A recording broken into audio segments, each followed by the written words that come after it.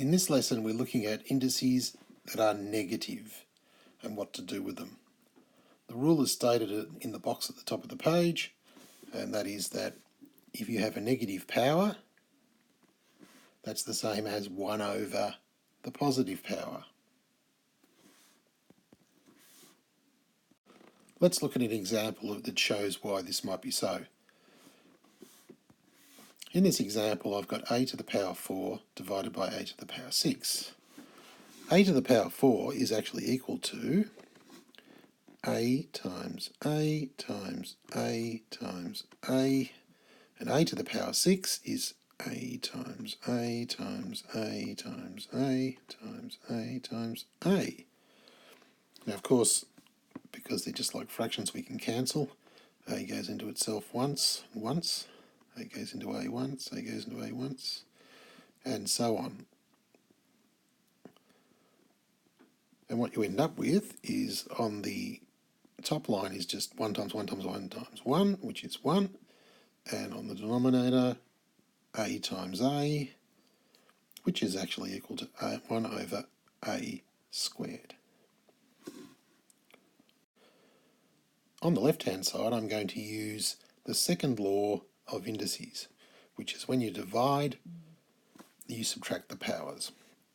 So if I've got a to the power 4 divided by a to the power 6, that means it's the same as a to the power 4 minus 6, which is equal to a to the power minus 2. So what we're showing here is that a to the minus 2 is equal to 1 over a squared. A to the minus 2 equals 1 over a squared. So for that particular example, you can see that they're actually the same thing.